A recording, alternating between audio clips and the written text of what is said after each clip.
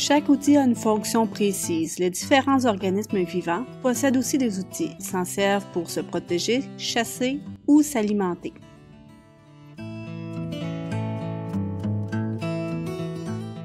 Le but de ce laboratoire est de déterminer quel outil est le meilleur pour transférer chacune des substances d'un contenant à un autre.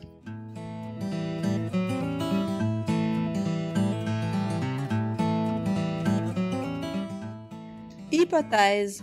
Selon toi, l'outil le plus adapté pour transférer efficacement les substances proposées serait le bâtonnet de café ou la petite pince bleue?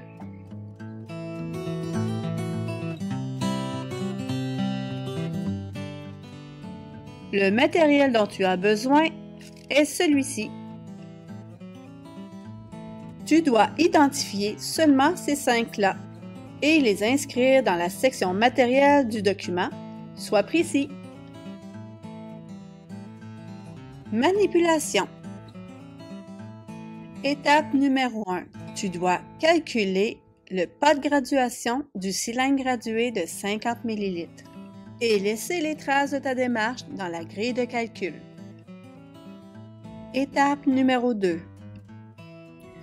Tu choisis un outil que tu vas utiliser tout le long du laboratoire et ce n'est pas le même que celui de ton coéquipier. Étape numéro 3.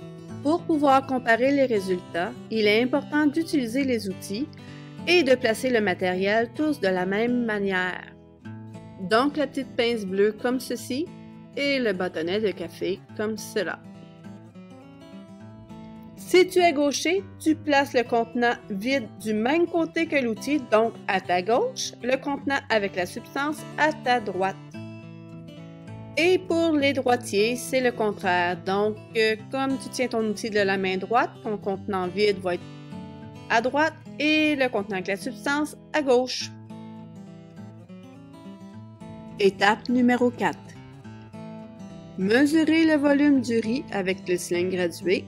Pour éviter de faire des dégâts, prends donc l'entonnoir, ça va t'aider. Oublie pas la technique de lecture du volume. Tu dois baisser tes yeux à la hauteur du...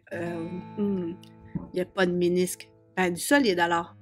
Super important, va noter ce volume dans le tableau des résultats à volume initial pour le riz selon si tu as utilisé la petite pince ou le bâtonnet de café. Mais juste comme ça, si tu n'as pas fait de gros dégâts et perdu du riz, le volume initial devrait être identique. Dans mon exemple, j'ai mesuré 41 ml. Étape 5. Remettre le riz dans son contenant d'origine et placer ce contenant sur le cabaret. Avant de passer à l'étape numéro 6, tu dois savoir comment fonctionne le chronomètre. Pour pouvoir allumer le chronomètre, tu dois appuyer sur le piton bleu. Si ça ne marche pas, réappuie dessus. Si ça ne marche pas encore, il y a un problème, va changer de chronomètre. Pour pouvoir démarrer le chronomètre, tu appuies sur le piton jaune. Pour pouvoir l'arrêter, réappuie sur le piton jaune. Et pour pouvoir le mettre à zéro, appuie sur le piton bleu.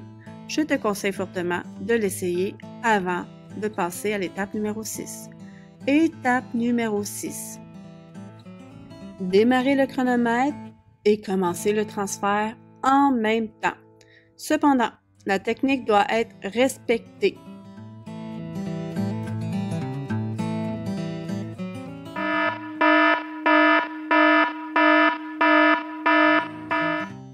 Le contenant doit toujours toucher le cabaret, alors il est interdit de le soulever de cette manière. La petite pince doit être utilisée de l'autre côté. Si tu le fais comme ça, ce n'est pas bon. Tu vas devoir recommencer.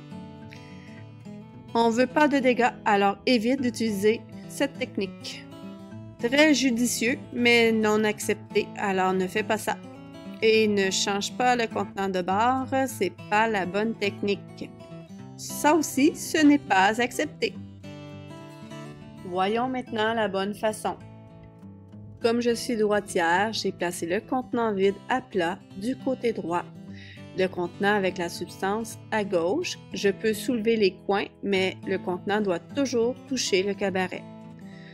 Je démarre le chronomètre et je commence le transfert immédiatement.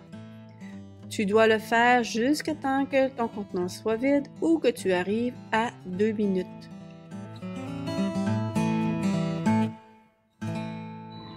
Étape numéro 7. Comme mentionné un peu plus tôt, tu appuies sur le piton jaune pour arrêter le chronomètre à 2 minutes. Cependant, si tu as complètement transféré la substance, tu arrêtes le chronomètre même si ça ne fait pas 2 minutes. Étape numéro 8. Notez le temps en secondes dans le tableau des résultats. Et pour faire ça, tu dois t'assurer de transformer tes minutes en secondes selon l'exemple donné dans ton document. Par exemple, 1 minute 46 donne 106 secondes. Étape numéro 9. Mesurer le volume du riz transféré, donc celui que tu as réussi à mettre dans le gros contenant. Descends bien tes yeux à la hauteur du solide et note le volume dans le tableau de résultats à volume transféré. Moi, j'ai noté 24 ml. Si jamais tu réussis qu'à transférer aussi peu de substance et que tu remarques que ton cylindre gradué, la première ligne représente 5 ml, tu vas devoir noter dans ton tableau des résultats plus petit que 5 ml. Étape numéro 10. Calculez le pourcentage de substance transférée et notez le résultat dans le tableau des résultats à pourcentage transféré. Par exemple, moi j'ai obtenu 59%. Étape numéro 11. Remets le riz dans son contenant, change de place avec ton coéquipier et vous recommencez les mêmes étapes de 1 à 9, mais avec l'autre outil. Donc, si tu t'occupais du chronomètre, c'est à ton tour de faire le transfert avec ton outil. Et si tu faisais le transfert, c'est à toi de démarrer le chronomètre. Étape numéro 12. Vous refaites les mêmes étapes pour les 3 autres substances. Ensuite, il ne te reste plus qu'à faire l'analyse et la conclusion. Bon laboratoire!